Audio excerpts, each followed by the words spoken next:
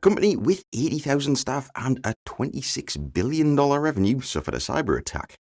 That led to dozens of cancelled flights and hundreds of delayed flights across Europe. 90% of flights coming out of London Heathrow Airport were delayed. Is all software just doomed to cyber attacks? Let's look at what we know about this attack. I've got my own thoughts on what the issues might be and what they could do to secure their applications. First, what we know. The company is Collins Aerospace. The software is Muse, multi-user system environment, and it's used to share check-in desks and gates at airports.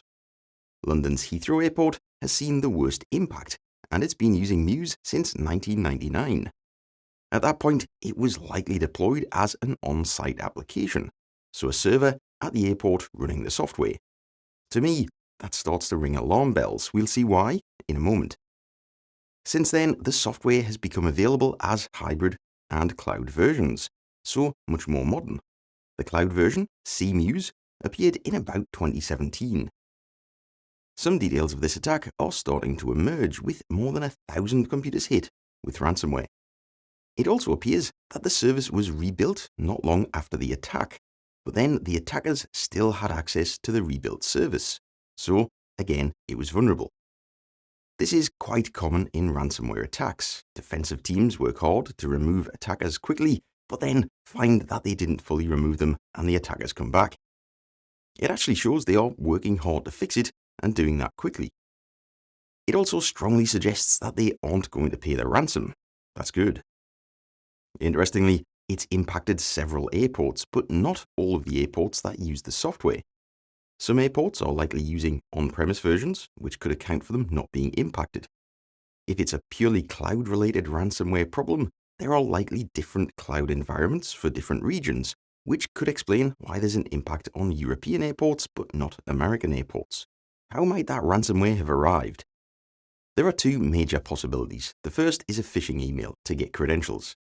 A good phishing attack is very effective. Even with lots of security, it's often possible to steal credentials and gain access to online environments. Phish the right person and you'll get a lot of access.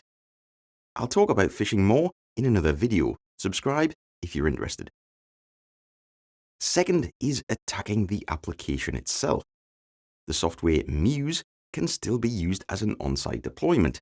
That's probably the same legacy application from 1999, built using older technologies with more code added over the years. Attacks like SQL injection and XML external entities are very common in legacy applications and can easily lead to much deeper attacks like ransomware. So, how do companies typically move a legacy application to the cloud? 1. The on-site application is made available on cloud-based computers, accessed via remote login. That's minimal software development, but without thought. Very insecure. Option 2. Retain the main legacy code, put the data layer in the cloud. Again, not much development effort, but still lots of legacy code and potentially security issues. Option 3. Parts of the application become API-based and so live in the cloud. That code is modern and likely quite secure. The rest is still legacy. 4. A complete rewrite to make it fully cloud native. I've seen plenty of legacy applications move to the cloud, and you tend not to see this option. It's expensive and time-consuming, but much more secure. The fact that you can still install Muse on-premise, but have Muse as a cloud-based version, suggests to me it's probably not fully cloud native. That, or they support two different code bases, one for the cloud and another for on-premise. Expensive, but maybe. If this topic is useful, please give me a like, subscribe if you want lots more on software, security, and ethical hacking.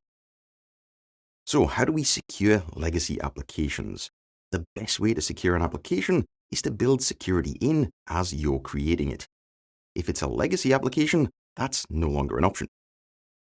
If I was putting a legacy application in the cloud, I would put lots of security thought into the new parts, the cloud side of it. It's far more secure to rewrite it, but that isn't always an option. Then the whole thing needs penetration testing, a thorough security test from an expert ethical hacker to find weaknesses.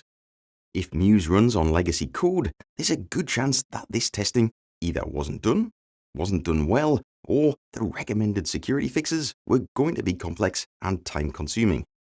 Ransomware aside, the teams at Collins sound like they're working hard, and they'll have some great security experience from this. That experience forges security experts that can help test and make applications secure, and we need more of those. Let's hope it's fixed soon and all those flights start moving on time. Don't forget to like and subscribe. Thanks for watching.